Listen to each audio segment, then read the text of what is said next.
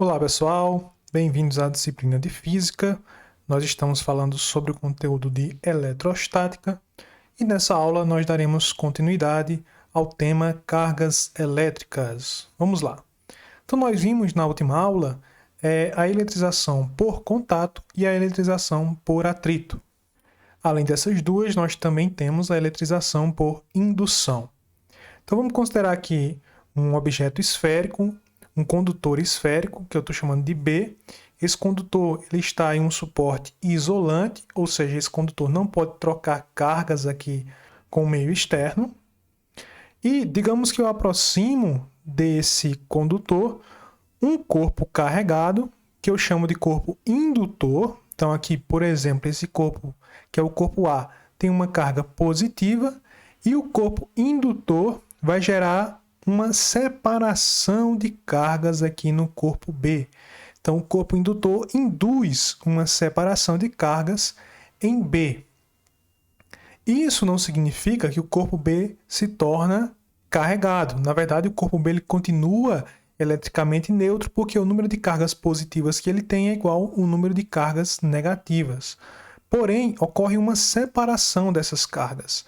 Como aqui o indutor ele é positivo, ao aproximar o indutor do corpo B, do corpo induzido, as cargas negativas, os elétrons livres aqui de B, eles são atraídos pelo corpo indutor, mesmo que não haja nenhum toque entre esses dois corpos.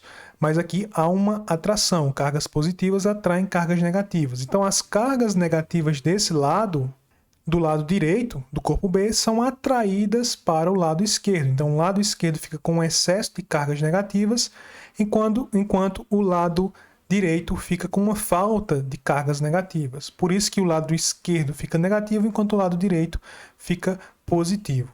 Agora, se nós tocamos aqui no lado direito, onde estão as cargas positivas, o que é que vai acontecer? Se nós tocamos ou se nós ligamos, por exemplo, um fio terra aqui nesse lado positivo do corpo B. O que é que vai acontecer? Elétrons livres da nossa mão ou da Terra vão acabar sendo atraídos pelo lado positivo de B.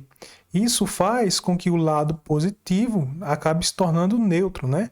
Os elétrons são atraídos para cá para o lado positivo e a carga negativa dos elétrons anula a carga positiva que estava aqui. Consequentemente, depois que nós tiramos nossas mãos, o lado direito fica com uma carga neutra, enquanto o lado esquerdo continua aqui com uma carga negativa.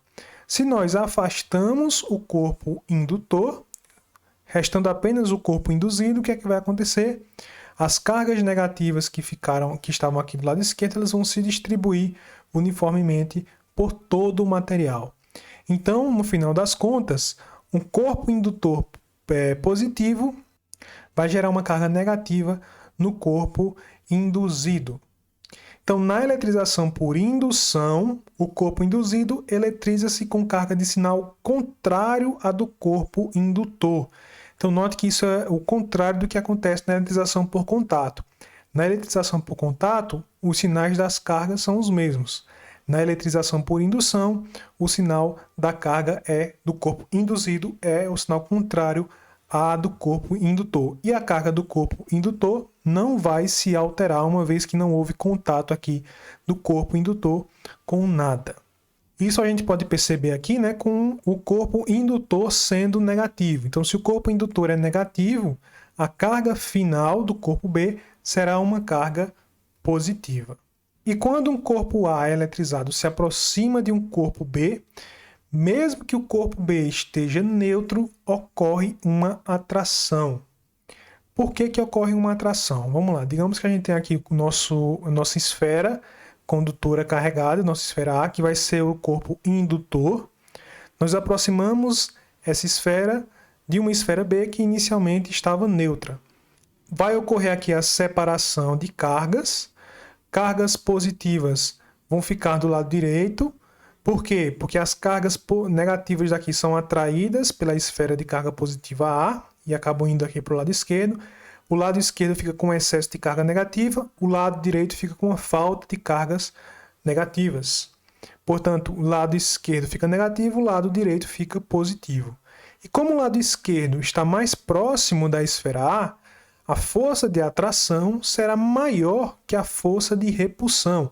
Então aqui essas cargas positivas estão repelindo a carga positiva, o corpo A com carga positiva. Porém, as cargas positivas estão mais distantes do que as cargas negativas. As cargas negativas estão mais próximas.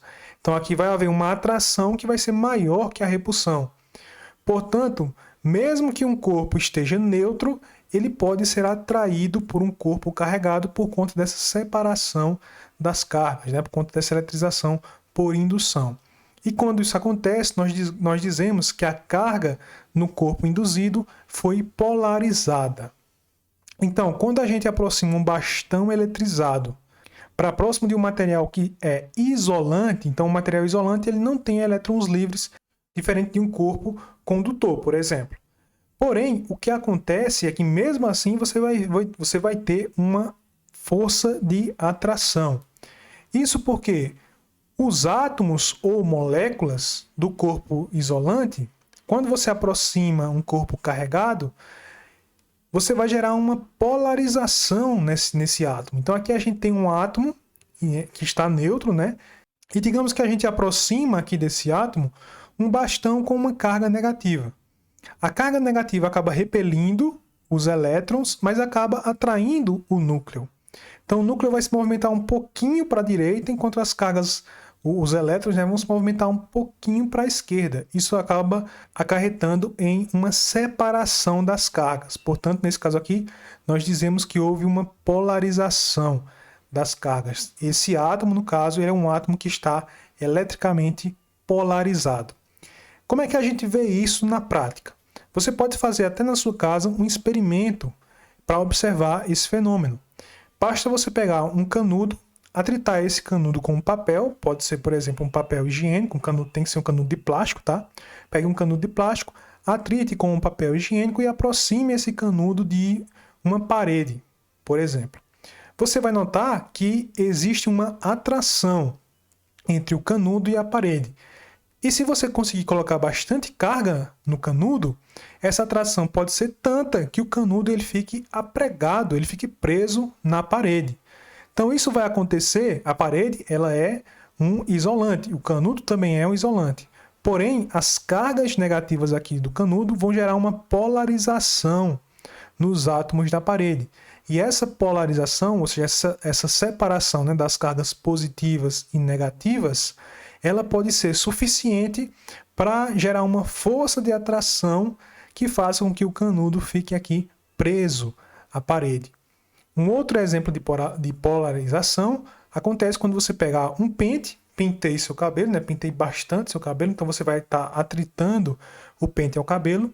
Isso vai fazer com que o pente fique com uma carga. Aqui, por exemplo, a gente está admitindo que esse pente ficou com uma carga positiva.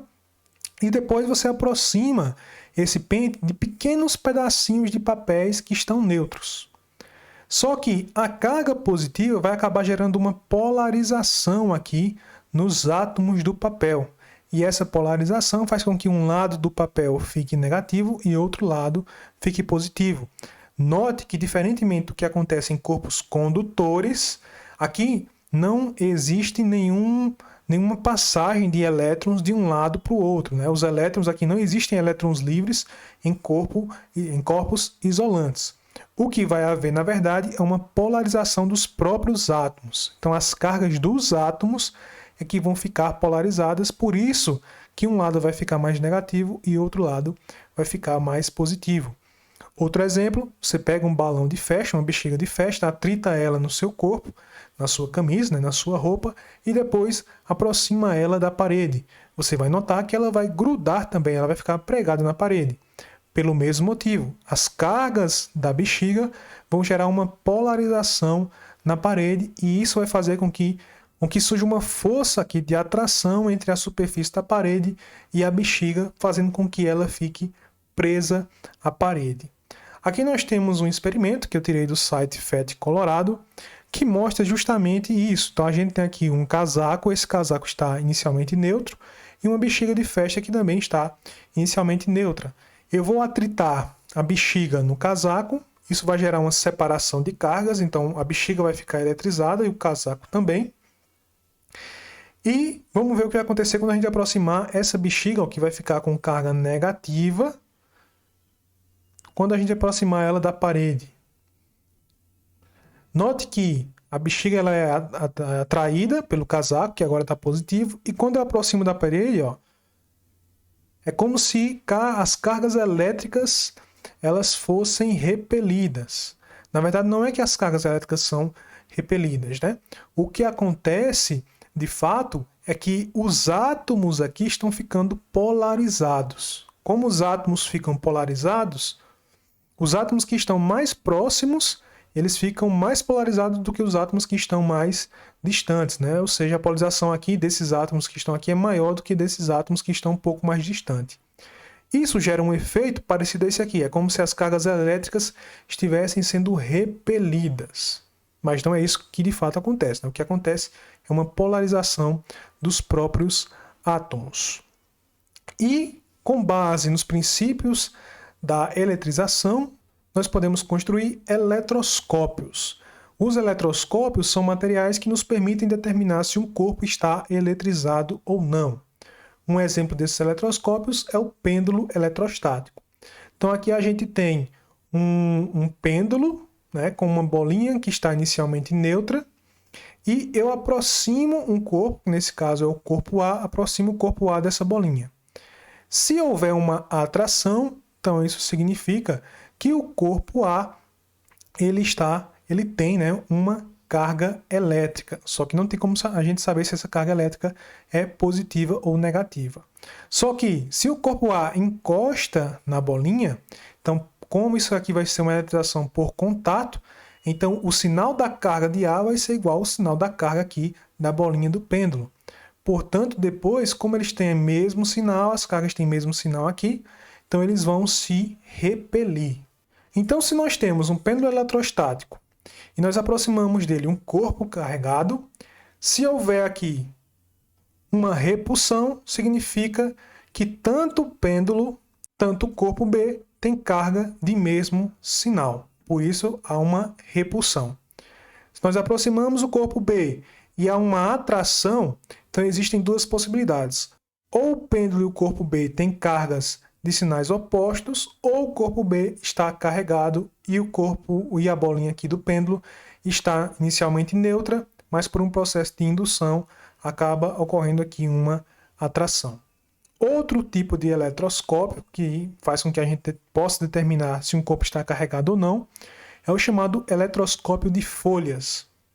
Então, o eletroscópio de folhas ele é basicamente isso aqui. Então, nós temos um recipiente de vidro, geralmente é de vidro, uma haste metálica nesse recipiente. Essa haste metálica ela é condutora. Na ponta dessa haste nós temos uma esfera metálica, né, também condutora. E aqui na outra ponta, na outra extremidade, dentro da garrafa, nós temos duas lâminas. Você pode fazer essas lâminas, inclusive com pedacinhos de folha de papel alumínio. O que acontece se nós aproximamos uma carga, digamos, positiva?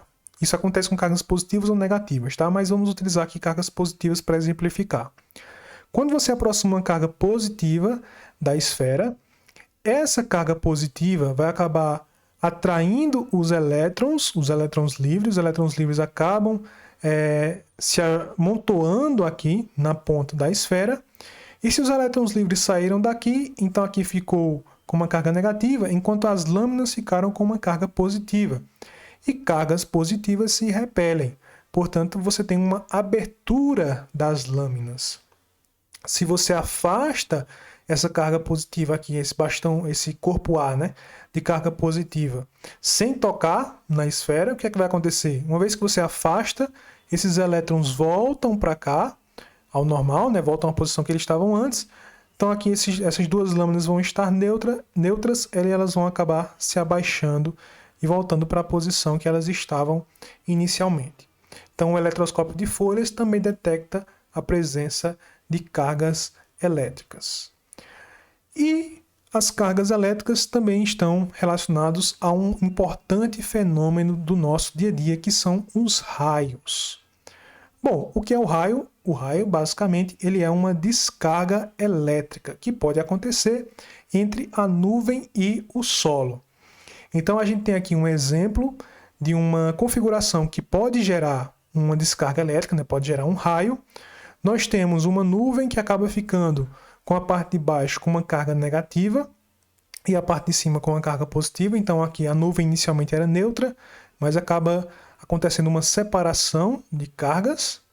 Essa separação, como aqui vai ficar com um excesso de carga negativa, essas cargas negativas acabam repelindo aqui os elétrons livres da Terra. Então os elétrons acabam se afastando da nuvem e a superfície da Terra fica com uma carga positiva. Carga positiva vai atrair a carga negativa, por isso que você acaba tendo a descarga elétrica aqui da nuvem para o solo. Por que a nuvem fica carregada? Bom, a nuvem ela acaba ficando carregada por conta dos choques que acontecem aqui entre os cristais de gelo dessa nuvem, ou quando uma nuvem encontra outra nuvem, os cristais de gelo eles podem se chocar, então esse atrito acaba gerando uma eletrização, uma separação das cargas. A carga negativa pode ficar aqui embaixo. E quando o número de cargas é muito grande, um desses elétrons, e apenas um, chamado líder escalonado, ele acaba saltando da nuvem em direção à Terra. Só que quando ele faz isso, ele cria uma condição no espaço que permite que outros elétrons vão atrás dele. Então o líder escalonado é o primeiro a saltar, só que isso faz com que se crie um caminho que facilita a passagem de elétrons, e aí os outros elétrons vão todos pelo mesmo caminho, e nós temos como resultado o raio. Só que os raios eles também podem subir ao invés de cair.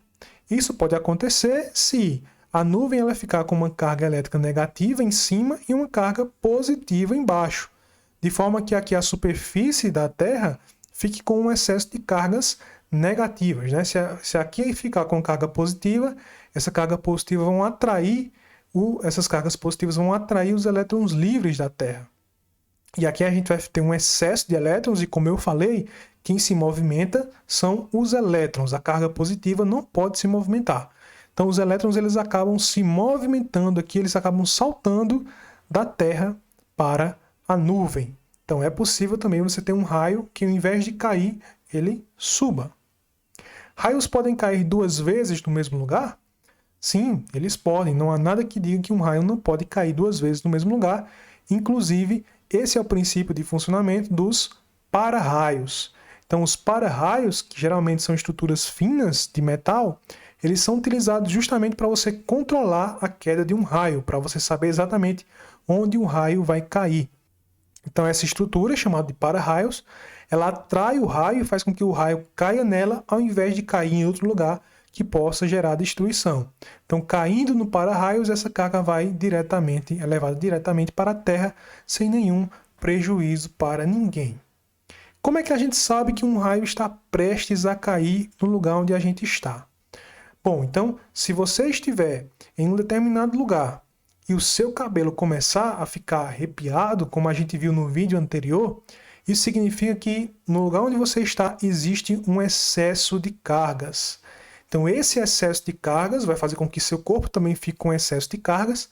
E se a gente tem um excesso de cargas, então nós estamos num lugar que está propício à queda de raios. Então você deve sair imediatamente desse lugar e procurar um abrigo. Mas como é que a gente faz para se proteger durante uma tempestade de raios, né? Onde procurar abrigo? Claro, se for possível, se abrigue em casa. Se não for possível, procure um carro. Mas nunca fique em um lugar aberto ou embaixo de árvores, porque árvores atraem raios. Como elas são altas, então elas estão mais próximas das nuvens, então é mais provável que um raio caia em uma árvore. Se não der para se abrigar, o que fazer? Ficar parado em pé, abaixar-se ou correr? Bom, a pior opção é ficar parado em pé. Porque quando você fica parado em pé, você também está mais próximo das nuvens do que o solo. E o objetivo do raio, o objetivo dos elétrons, né, que estão lá nas nuvens, é chegar até o solo. Então o que você deve fazer é, se não der para procurar abrigo de jeito nenhum, é abaixar-se e ficar com o corpo em posição fetal. Porque aí você diminui a área do seu corpo, você se abaixa mais, então você também diminui a possibilidade do raio cair em cima de você. Qual a espessura de um raio? Ele pode atingir mais de um objeto ou pessoa ao mesmo tempo? Bom, o raio, apesar de ser bastante luminoso e causar a impressão de ser bastante grande, o raio ele tem uma espessura de aproximadamente 1 ou 2 centímetros. Então ele não é tão espesso assim, de forma que ele só pode atingir uma pessoa por vez. Porém, o que pode acontecer são as chamadas descargas laterais ou as correntes de terra. Descarga lateral acontece quando um raio, por exemplo, cai em uma árvore e quando ele está descendo pela árvore em direção ao chão, se você estiver perto da árvore, a descarga pode saltar da árvore, que é chamada de descarga lateral, e atingir você. Ou se o raio cai no chão, ele pode gerar as chamadas correntes de terra. Então o raio cai no chão e essas cargas elas se espalham pelo chão. De forma que se você estiver próximo de onde um raio caiu, também você pode sentir esse raio, porque essa descarga elétrica vai passar pelos seus pés. Quem corre mais riscos em uma tempestade de raios? Pessoas ou vacas e cabras? Bom, por incrível que pareça, as vacas e as cabras elas correm mais riscos do que as pessoas por conta de serem animais quadrúpedes. Então, o que acontece é que o raio, quando ele cai, quanto mais afastados estiverem suas pernas, mais perigoso para você, porque a corrente de terra, se o raio cai perto de você, a corrente de terra que ele gera, ela pode entrar por uma perna, atravessar todo o seu corpo e sair pela outra perna. E isso pode ser muito perigoso.